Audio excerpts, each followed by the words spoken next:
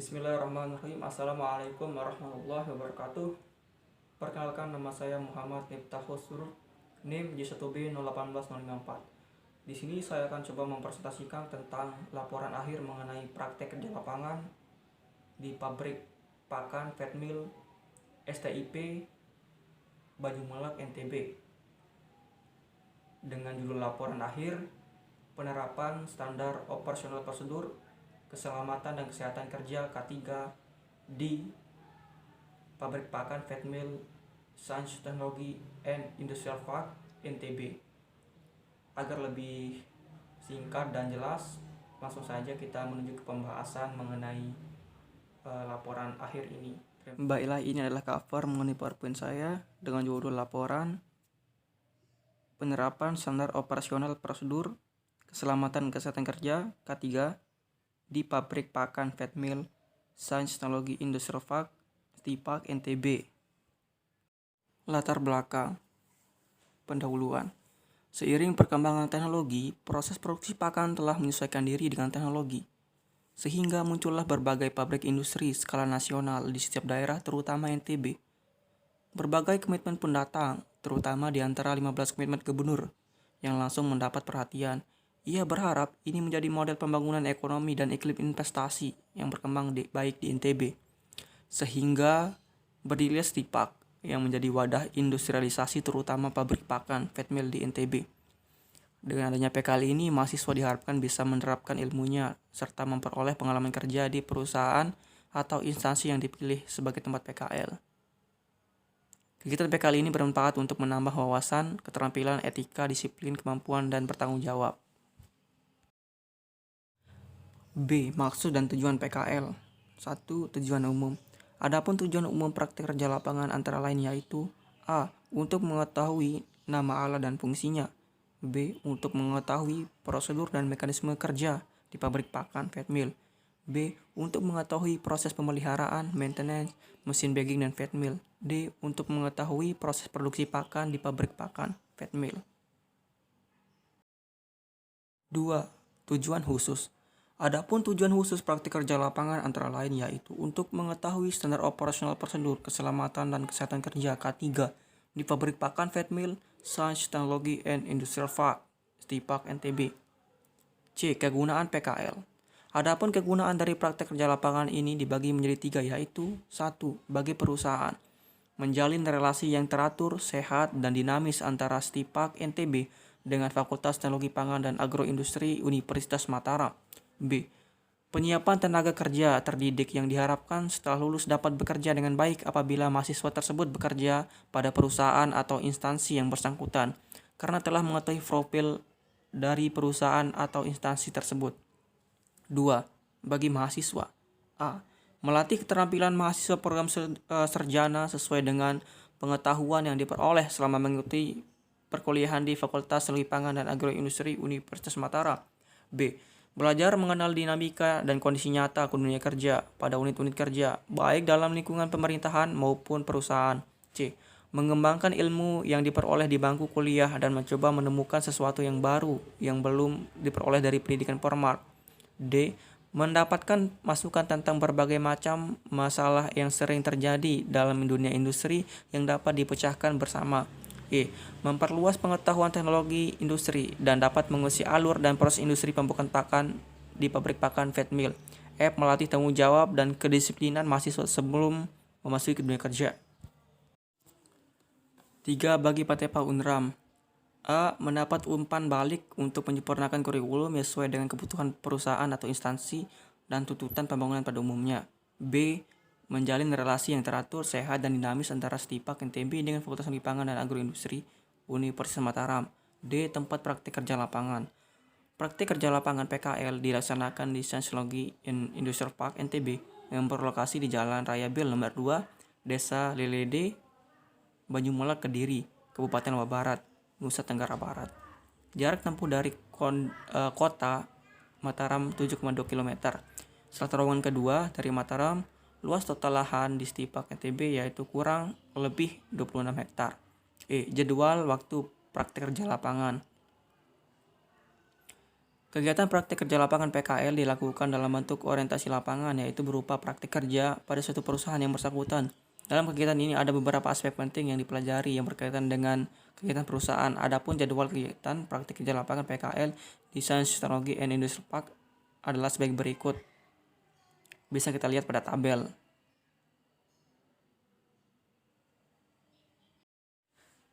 STIP NTB merupakan UPTD yang berada di bawah naungan Dinas Perindustrian Provinsi NTB.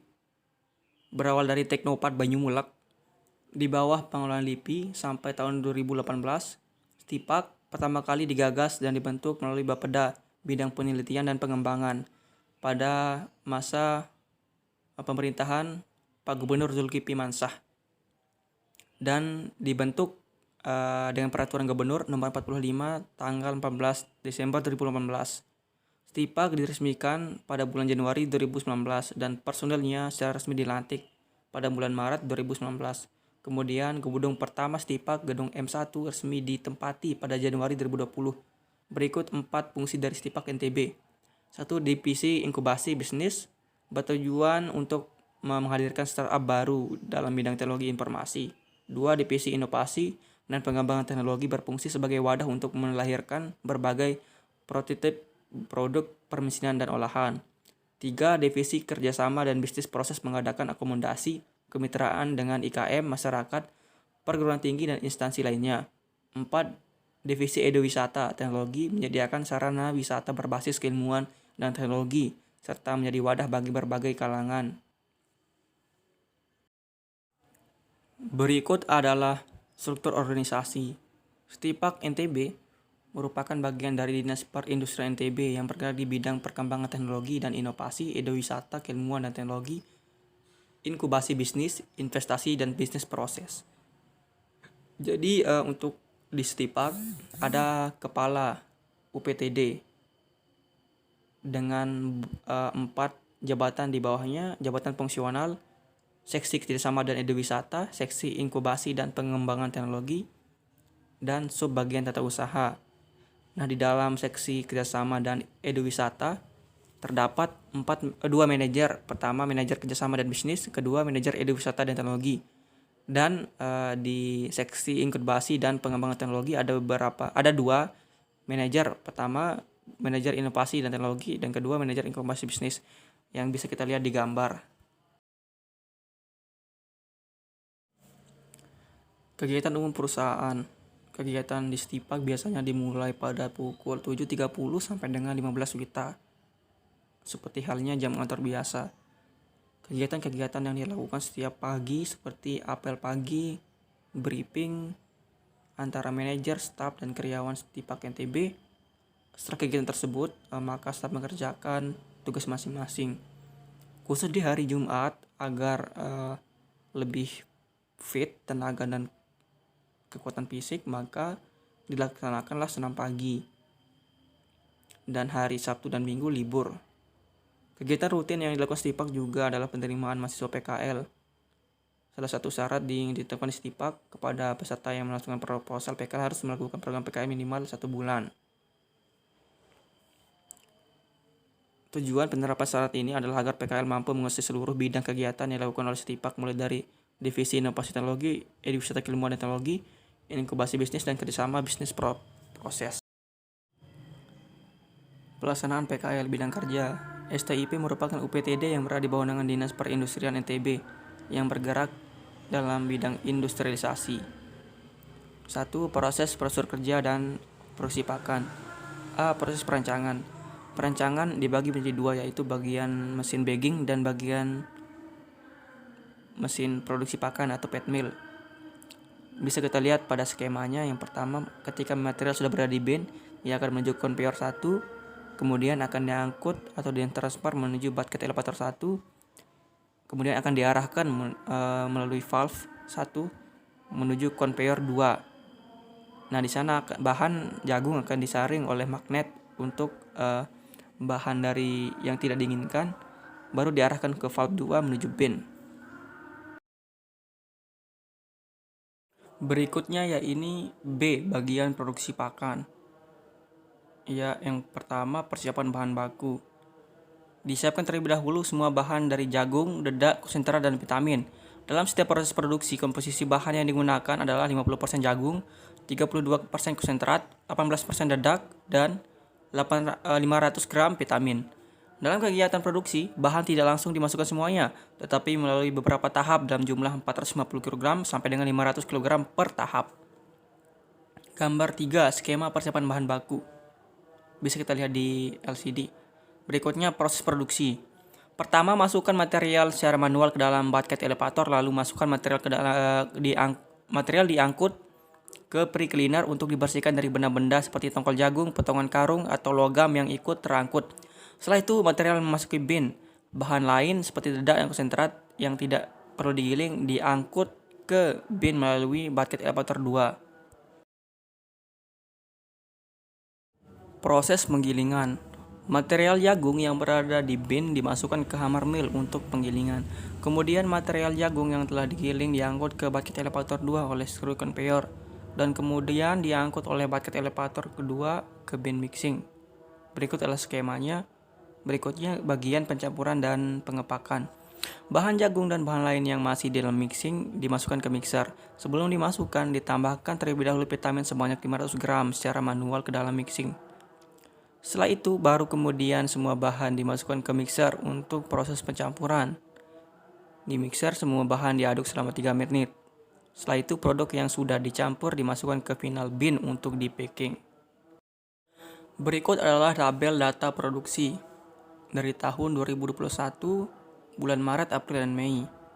Bisa kita lihat juga ada jumlah jam kerjanya. Pada Maret 7,53 jam, bulan April 22 jam 27 menit, dan bulan Mei 0,67 jam. Jadi untuk jumlah produksinya bisa kita lihat sebagai berikut.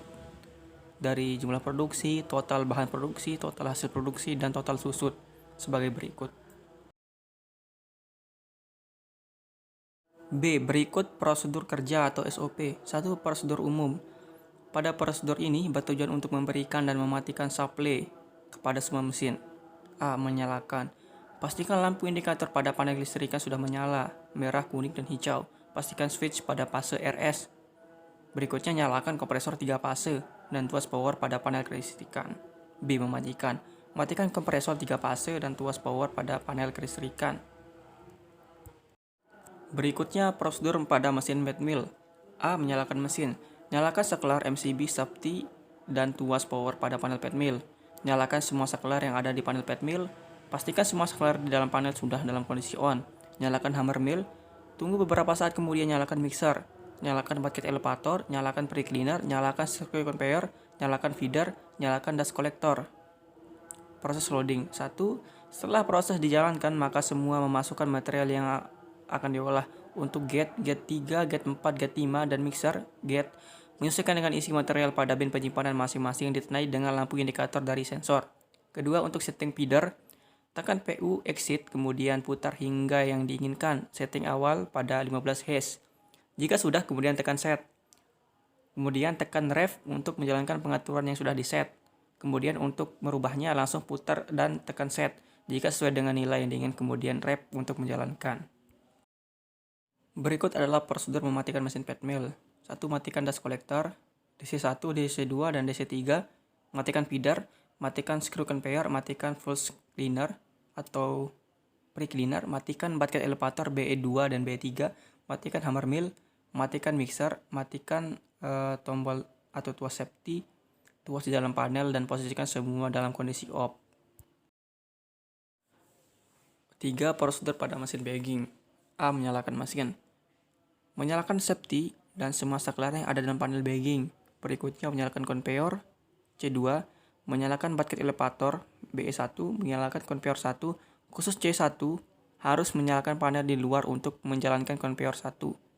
Setelah proses dijalankan, maka operator akan mengatur pada valve V2 untuk menentukan penyimpanan bin B1 dan B2 untuk diisi. Gate 1 dan Gate 2 untuk menyesuaikan isi pada bin. B. Mematikan mesin. Mematikan conveyor 1, khusus conveyor 1 dimatikan pada panel luar. Mematikan bucket elevator, mematikan conveyor, mematikan safety, dan semua saklar yang ada dalam panel mesin bagging. Berikut dengan gambarnya. Berikut bisa kita lihat proses pengenalan alat dan fungsinya. Yang pertama, alat pada mesin pet mill sebagai berikut.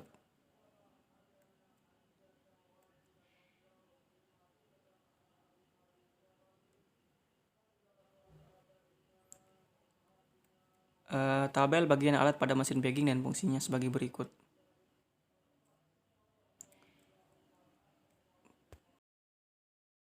Berikut peralatan bantu yang berisi kompresor, dryer, dan tank.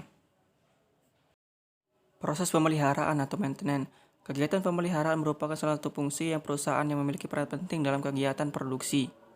Pemeliharaan merupakan kegiatan untuk mencegah timbulnya kerusakan dan kelainan pada mesin yang dapat mengakibatkan kemacetan selama proses produksi serta untuk mempertahankan kualitas produk agar perusahaan tidak mengalami kerugian. Berikut uraian tugas pada maintenance yang dibagi menjadi dua, yaitu maintenance harian dan maintenance mingguan. Yang pertama, maintenance harian. 1. Membuang air pada kompresor, mengecek oli mesin, mengecek rantai, mengecek kebocoran udara, mengecek elevator, mengecek grease pada setiap mesin, mengecek tekanan udara, mengecek baut pada motor, membersihkan sampah pada PC, mengisi air kompresor. Berikutnya uraian tugas dari maintenance mingguan.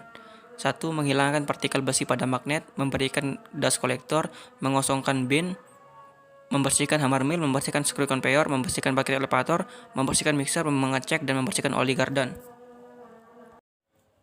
D. Tugas khusus penerapan standar operasional prosedur K3. Tingkat kecelakaan kerja merupakan catatan penting mengenai kecelakaan kerja karyawan selama bekerja. Survei yang didapatkan di lapangan bahwa masih banyak pekerja yang tidak mematuhi peraturan yang ada dan menganggap bahwa dengan mematuhi peraturan yang ada tidak menutup kemungkinan untuk terjadinya kecelakaan kerja. Berikutnya, pabrik pakan pet mill Stipak telah memiliki beberapa perlengkapan K3 yang sesuai SOP, seperti helm safety, kacamata pengaman, masker, senter, tombol emergency, garis pembatas operator.